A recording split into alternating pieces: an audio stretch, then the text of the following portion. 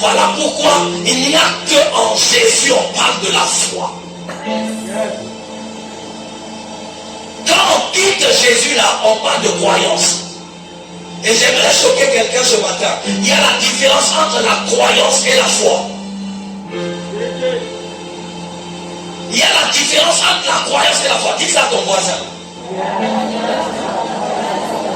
Entre la croyance et la foi. Non, un chrétien ne croit pas. Un chrétien a la foi. J'ai dit, un chrétien ne croit pas en Dieu, en Jésus. Un chrétien a la foi en Jésus.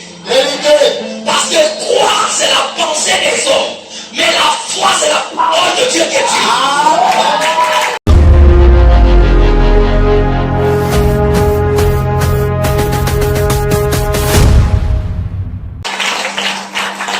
Dans l'esprit de Dieu, tu vis bien par la foi. Dieu est le Père, le maître de la foi. Lui-même est la foi. Parce que la foi en elle-même est Dieu. Pourquoi la foi est Dieu? Romains 10, 17, la Bible nous dit, la foi vient de ce qu'on entend. Et ce qu'on entend vient de la parole de Dieu. N'est-ce pas? Bon, maintenant si ce qu'on entend vient de la parole de Dieu. Regardez, la source de la foi, c'est la parole de Dieu. La source de la foi. Et maintenant, la parole de Dieu est qui? Jean 1:1. Au commencement était, la parole était, et la parole était, et on dit de l'autre côté, Romains 10, 17, la foi vient de là. Ça veut dire la foi est une partie de la parole. La foi prend sa source dans la parole. Donc la foi c'est Dieu en toi. La foi c'est lorsque Dieu te prête sa pensée. La foi c'est lorsque Dieu te prête sa manière de penser. Comment? Parce que toi ta manière de penser a des limites. Toi ta manière de penser là a des limites. Lorsqu'on te dit de penser à la bonne chose, tu te dis, c'est vrai, Dieu peut faire, mais est-ce que vraiment? Et puis, il y a est-ce que derrière. On te dit, est-ce que tu crois que tu peux accoucher maintenant? Alors que tu as passé toute ta vie stérile, tu crois que tu peux accoucher? Tu dis, oui, je crois. Mais dans ton oui, je crois, c'est limité. Ça, c'est le côté humain. Maintenant, la foi, comment? La foi, c'est Dieu qui enlève ta pensée humaine, qui prend lui sa pensée, qui met en ton cerveau, de la manière lui il pense que tout est possible. C'est comme ça toi aussi tu vas penser que tout est possible. Dieu te prête sa façon de penser. Alléluia. Dieu te prête sa croyance. Il te prête parce que Dieu lui-même a la foi. C'est par la foi que Dieu a tout fait. Dieu a demandé que la lumière soit par la foi, par sa parole. Et ça s'est accompli. Donc si toi aussi, tu dois prier pour un malade, pour que le malade soit guéri, Dieu te prête sa pensée. De la manière Dieu pense que c'est possible, je peux te libérer. C'est comme ça qu'il te donne. Et toi aussi tu dis c'est possible, je peux te libérer. Voilà pourquoi il n'y a que en Jésus on parle de la foi. Quand on quitte Jésus là, on parle de croyance. Et j'aimerais choquer quelqu'un ce matin. Il y a la différence entre la croyance et la foi. Il y a la différence entre la croyance et la foi. Dis ça à ton voisin.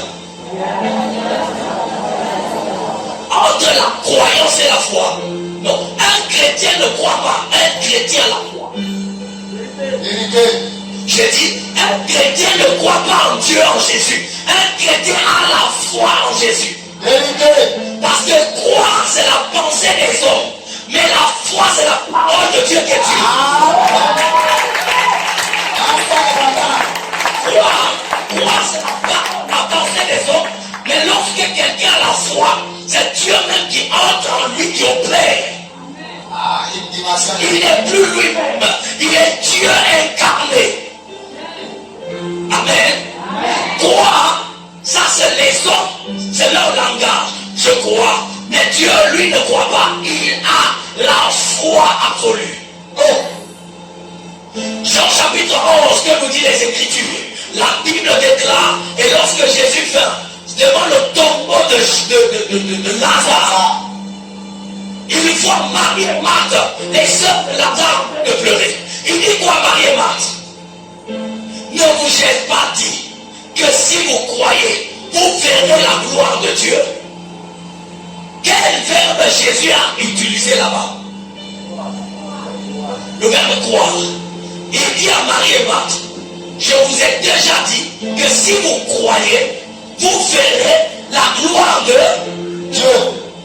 Mais dans Matthieu, quand Jésus dit là que la foi, si vous avez la foi comme un grain de sénévé, vous pouvez dire, hein, vous pouvez déplacer les montagnes. Ordonnez à un arbre, il va quitter.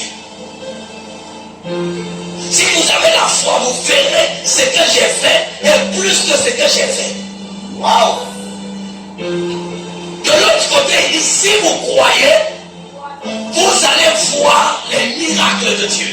Mais dans Matthieu, il dit, dans Jean, il dit, si vous croyez, vous allez voir les miracles de Dieu. Mais dans Matthieu, il dit, si vous avez la foi, vous allez faire ce que j'ai fait et même dépasser ce que moi j'ai fait. Ah, il y a la différence entre foi et fait. Je dis à quelqu'un, il y a la différence entre foi et fait. Lorsque tu es assis, je suis en train de guérir quelqu'un. Toi, tu vois avec admiration, tu contemples avec tes yeux et tu dis, oh, j'ai vu, tu es grand, tu es puissant, merci Seigneur. Là, tu as vu. Par la croyance, tu loues Dieu parce que tu crois que Dieu peut faire.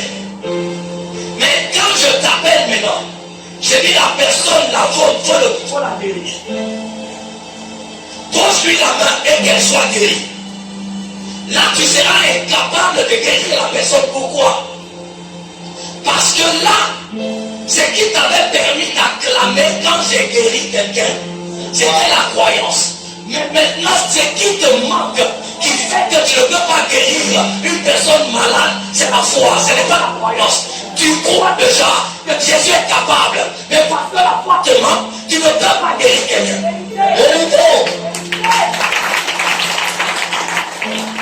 Et c'est ça la différence entre chrétiens et chrétiens. Les chrétiens de miracles, les chrétiens accompagnés par la puissance de Dieu, sont des chrétiens qui n'en croient pas seulement, mais qui ont la foi absolue. Mais les chrétiens qui ne sont pas capables de produire les œuvres de leur maître sont ceux-là qui croient simplement, comme Marie et Marthe, et qui peuvent voir Lazare ressusciter. Mais quand on les dit, allez-y vous-même, ressusciter Lazare, elles sont incapables. Impossible. Aujourd'hui, tu n'auras pas la croyance. Tu auras la foi.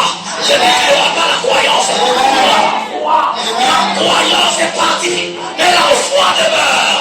La foi demeure. La foi demeure. Un panier va te dire, je crois. Mais toi, enfant de Dieu, tu dois dire, je ne crois pas. J'ai la foi absolue. Je dis, je ne crois pas. Mais j'ai la foi absolue. Et c'est cette foi-là qui va te permettre de te marier avant le temps. C'est la foi-là qui te